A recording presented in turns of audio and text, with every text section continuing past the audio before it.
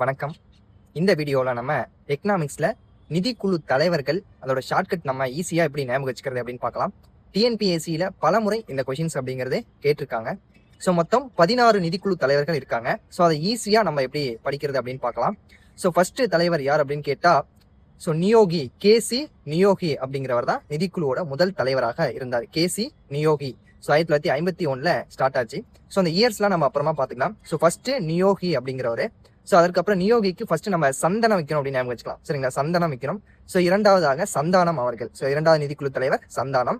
So சந்தனம் வச்ச பின்னாடி தான் சந்தா கொடுப்பாங்கன்னு வச்சுக்கலாம். ஸோ மூன்றாவது நிதிக்குழு தலைவர் யாருன்னு கேட்டா சந்தா அவர்கள். சரிங்களா, சந்தா. ஸோ நாலாவது நிதிக்குழு தலைவர் யாருன்னா டாக்டர் PV ராஜ் மன்னார் அவர்கள். சரிங்களா, 4 திசைக்கும் மன்னர் அப்படின்னா 4 திசையும் சுற்றி பார்க்க வேண்டும். ஸோ மன்னர் அப்படின்னா 4 திசையும் பார்த்துக்கணும் அப்படின்னு ஞாபகம் வச்சுக்கலாம். ஸோ நான்காவது doctor PV Raj Mannar. So அடுத்து 5வது நிதிக்குழு தலைவர் யார் அப்படின்னு பார்த்தீங்கன்னா ஸோ 5வது தியாகி. ஸோ 5 விரலும் நம்ம தியாகம் பண்ணணும். ஸோ நம்ம வாழ்க்கையில 5 விரல் தியாகி, 5 விரல தியாகம் பண்ணணும் அப்படின்னு ஞாபகம் வச்சுக்கலாம். ஸோ அடுத்தது 6வது நிதிக்குழு தலைவர் யார் அப்படின்னு கேட்டா டாக்டர் பிரமானந்தா ரெட்டி. சரிங்களா, 6வது ரெட்டி. ஸோ 6 மணிக்கெல்லாம் ரொட்டி வேணும் அப்படின்னு ஞாபகம் வச்சுக்கலாம். ஸோ ரெட்டி வந்து 2 இடத்துல வருவாங்க. ஸோ ஃபர்ஸ்ட் 6வது வந்து பாத்தீங்கன்னா பிரம்மானந்தா ரெட்டி அவர்கள். சரிங்களாப்பா. ஸோ அடுத்தது 7வது வந்து பாத்தீங்கன்னா 7 நாளும் சாலட். சரிங்களா, 1977. ஸோ இப்போ 7வது நிதிக்குழு தலைவர் யாருன்னா சாலட் அப்படிங்கிறவர். சரிங்களா, வாரத்துக்கு 7 நாளும் நம்ம வந்து சால்ட் போட்டு சாப்பிடணும். அப்ப 7 நாள் சாலட். ஸோ 7 நாள் சாலட் அப்படின்னு ஞாபகம் வச்சுக்கலாம். ஸோ 8வது நிதிக்குழு தலைவர் யாருன்னா சவான். சரிங்களா, 8 சவான் அப்படின்னு ஞாபகம் வச்சுக்கலாம். ஸோ 9வது நிதிக்குழு தலைவர் யார் அப்படின்னு பாத்தீங்கன்னா 9வது வந்து பாத்தீங்கன்னா சால்வே அப்படிங்கிறவர் 9வது நிதிக்குழு தலைவர். ஸோ இந்த பொதுவாக நம்ம திருநங்கைக்கெல்லாம் ஏதாவது பிரைஸ் அவங்க அனௌன்ஸ் பண்ணாங்கன்னா அவங்களுக்கு சால்வை போத்தும் இல்லையா. ஸோ அவங்க ஏதாச்சும் பெரிய அச்சீவ்மெண்ட் பண்ணிட்டாங்கன்னா அவங்களுக்கு சால்வை போத்தும். ஸோ அப்போ 9வது நிதிக்குழு 9 அப்படின்னா சால்வை. சரிங்களா, திருநங்கைக்கெல்லாம் சால்வை போத்தணும் அப்படின்னு வச்சுக்கலாம்.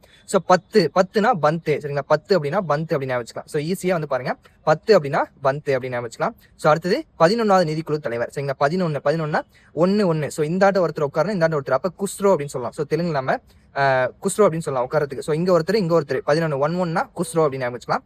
ஸோ 12 அப்படின்னா 1 2. சரிங்களா, 2 பேர் வருது. அப்ப ரங்க ராஜன். சரிங்களா, 12 அப்படின்னா 2 நேம் வரும். சரிங்களா, 1 2 ரங்க ராஜன் அப்படின்னு வச்சுக்கலாம். சரிங்களா. ஸோ 13 நம்ம ஆக்டர் விஜய் சார் ஞாபகம் வச்சுக்கலாம்.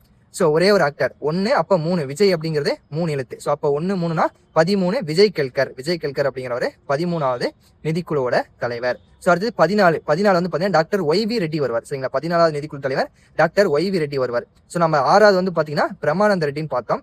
இங்க 14வது வந்து பாத்தீங்கன்னா டாக்டர் YV ரெட்டி அப்படிங்கிறது பாக்குறோம். சரிங்களா. அடுத்து 15 அப்படின்னா NK சிங் அவர்கள். சரிங்களா, 5னா சிங். நம்ம வந்து பாத்தீங்கன்னா 5 வரல தியாகம் பண்றோம்னு பார்த்தோம்.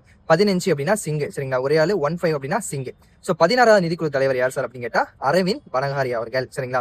ஸோ இப்போ நான் கேட்கிற கொஸ்டினுக்கு நீங்களே ஈஸியா ஆன்சர் பண்ணலாம். ஸோ பாருங்க 7னா 7 நாளும் சாலட். ஸோ 9 அப்படின்னா சால்வே. 4னா 4 திசைக்கும் ராஜ் மன்னார். சரிங்களா, மன்னார். அடுத்தது வந்து பாத்தீங்கன்னா 13 அப்படின்னா விஜய். ஸோ 3வது சந்தா. 2 வந்து பாத்தீங்கன்னா சந்தானம். ஸோ இந்த மாதிரி வந்து பாத்தீங்கன்னா எந்த கொஸ்டின் கேட்டாலும் இந்த ஒரு 2 நிமிஷம் வீடியோ பாத்தீங்கன்னா போதும், ஈஸியா ஆன்சர் பண்ணிடலாம். அடுத்த வீடியோல நம்ம இயர்ஸ் கேட்டாங்க அப்படின்னா இயர்ஸும் இப்போ வர காலத்துல கேட்கறாங்க, அதுக்கும் நம்ம ஈஸியாவே ஷார்ட்கட் பார்க்கலாம். கண்டிப்பா இந்த வீடியோ உங்களுக்கு பிடிச்சிருக்கும் அப்படின்னு நினைக்கிறேன். தேங்க்யூ.